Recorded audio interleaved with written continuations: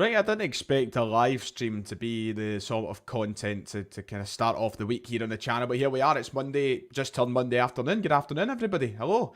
A lovely way to start your week with some transfer news. Ange did tell us, didn't he? He said after that friendly against Blackburn on Saturday that he was looking to add 2 players to the squad this week, and we may have the first of the two. It wasn't a live stream I was expecting to do this afternoon. It's not how, as I said, I expected to start the week, but as things have developed over the past few hours, in the last night, you could say, we've got news to talk about, and it's something that has split a lot of opinion on social media. It's one that's been surrounded with a lot of negativity. Is the negativity warranted? Is it justified? Well, we're going to talk about it all in today's live stream. It's nice to see people piling in the chat. I know that Monday afternoon isn't exactly the most ideal time for a live stream, but I thought to myself, let's get the news done quick and let's get it out there, because by the time 5 o'clock rolls round, the situation might have changed and we might have more news to update you on, so we could go live again. Because ideally, Celtic will probably get this deal wrapped up as quickly as possible. There was some outlets reporting that it could be done as soon as today. It could be announced as soon as today, but I think it's about a wee bit more patience than that. We'll wait and see. But I thought, well, it's fresh, it's new, it's hot. We may as well talk about it as soon as possible, and we could do that through the means of live streaming. Thank you to everybody in the chat. We'll get you all involved throughout the show, but let's get the news up on screen. We'll talk about who is the player. I've not even dropped his name yet. Who are we talking about? Well, of course, we're talking about the Australian international Aaron Mooy, as reported last night by several outlets, not even just Fabrizio Romano, as reported by numerous different publications. Celtic are set to sign Aaron Mooy on a free transfer. Full agreement is in place. Been told his contract will be valid until June 2023 with an option to extend for a further season. The deal will be completed this week after he left Shanghai. Of course, he spent the last couple of years of his career over in China with Shanghai Port. It hasn't exactly went to plan over there. The last 2 years have, of course, been nothing short of the ideal since the COVID outbreak in China, but he has spent the last couple of years there after time in the Premier League, but he's now looking like he will join Celtic over the coming days, and it could be as early as today, as we've said. Thank you very much, Edward, watching in Australia. And look, listen, we've got to talk about Aaron Mooy. We've got to talk about the player himself, and before we get into anything about him and his style and what he offers Celtic, I think we need to talk about the reaction to James McCarthy signing. It's James McCarthy. I seen someone say James McCarthy up the top in the chat there that threw me off. We need to talk about the reaction of Aaron Mooy signing for Celtic, because I think it's been nothing short of ridiculous, I must admit. I think that there has been a huge overreaction in terms of negativity and criticism to us signing Aaron Mooy. I'm also not going to sit here and pretend that I'm buzzing. I think that I can understand being underwhelmed. I can understand it not being a glamorous signing. I'm not disagreeing with that, but there are some people who are so against this signing and making out as if he's a complete and utter bum. I think there's two sides to it. You can be either delighted or you can be disappointed. I think that's absolutely fine. But look at the facts around this transfer. You're signing an international, an experienced footballer, 31 years of age. We're adding depth to the squad, which we wanted to do. He's obviously someone Ange Postecoglou knows very well and wants in and around the team for different reasons. But here's the one thing that I think we have to consider. This is a year contract, and this is the standout detail that you might have. And there's Ryan McGinley, by the way. I think there's one standout detail that a lot of people are skimming over and they're not realising when we're bringing in Aaron Mooy here. He's coming in on a year deal.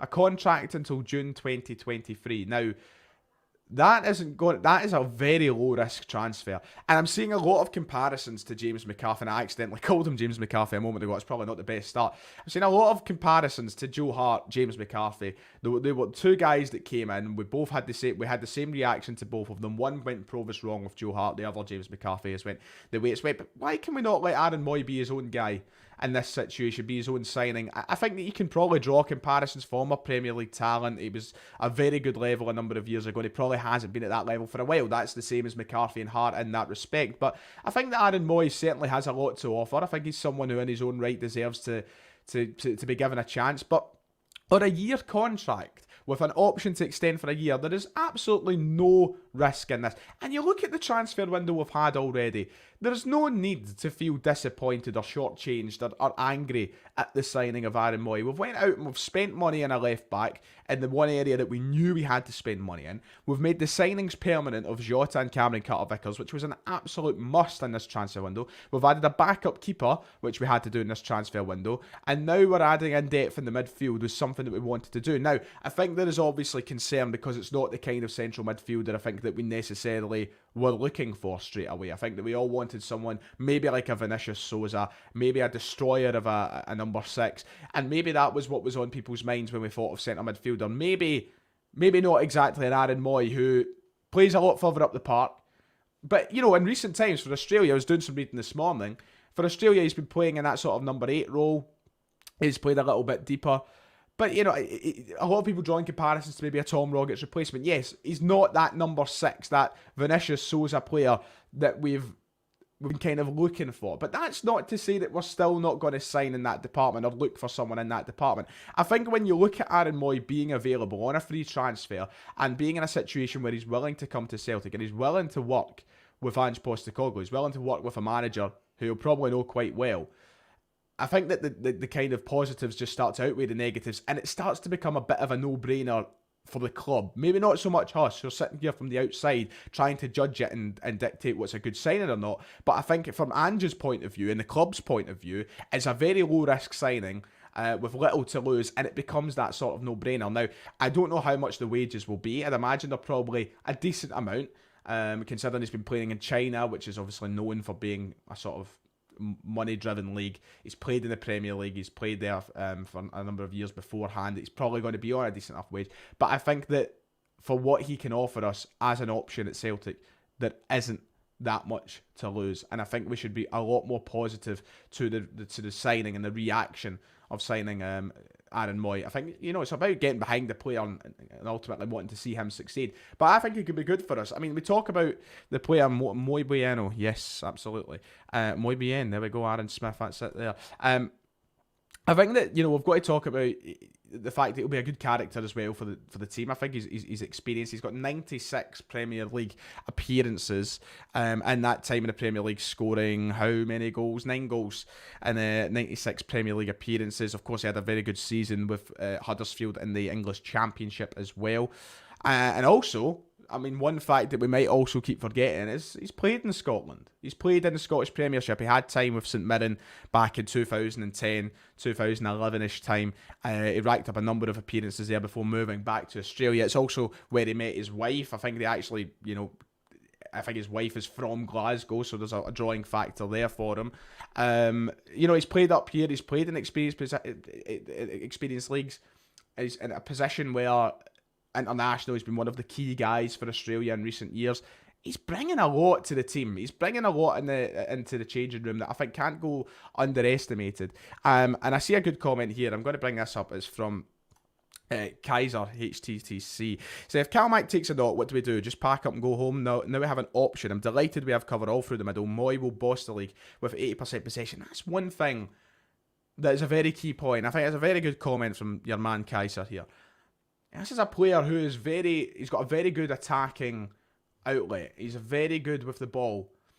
He's a good passer. He's good vision. He's good at carrying it.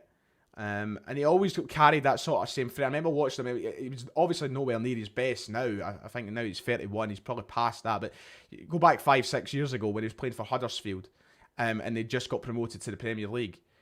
He was very good at kind of dictating play from the middle and being that attacking midfielder who had such influence over the game. It's the reason Huddersfield went and signed him permanently in the first place.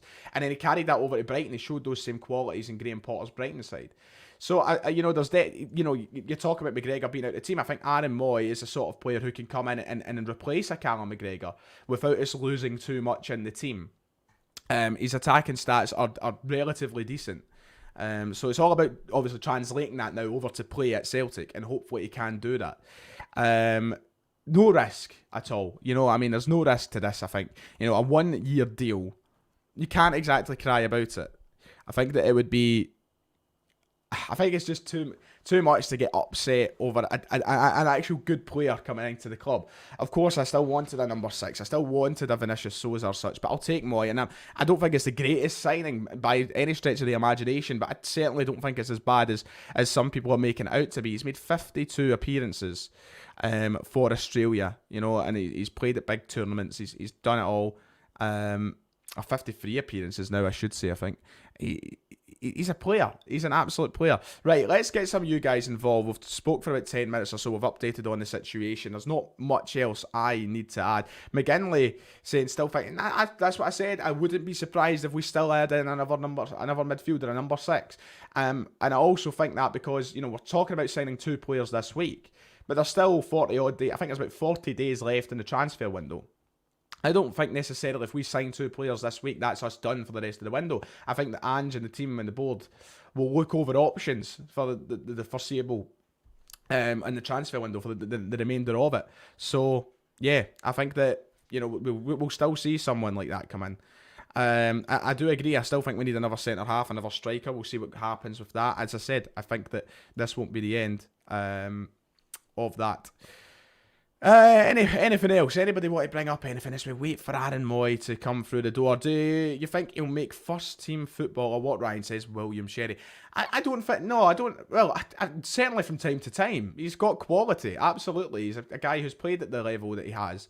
He's obviously going to get first team minutes at times, but I don't think he's coming in on a 1-year deal to be someone who starts every fucking 10 minutes. Or every game, you know. I think that he's going to be someone who'll come on, he'll be used as a utility sort of player, he'll get time when we need him, but he's also still going to be able to make appearances and make an impact at Celtic. I think our midfield 3 is sort of not settled because we've got great options, but you know McGregor's going to start, you know ahead of him you're probably going to have O'Reilly and Hatate or O'Reilly and Turnbull. You know that's our kind of main 4 guys in the midfield. So Mooy's coming in to add to that, and that's another reason why I don't think we should be complaining. I think that we have also added depth to the team here, and we've been crying out for that. So what's there to cry about?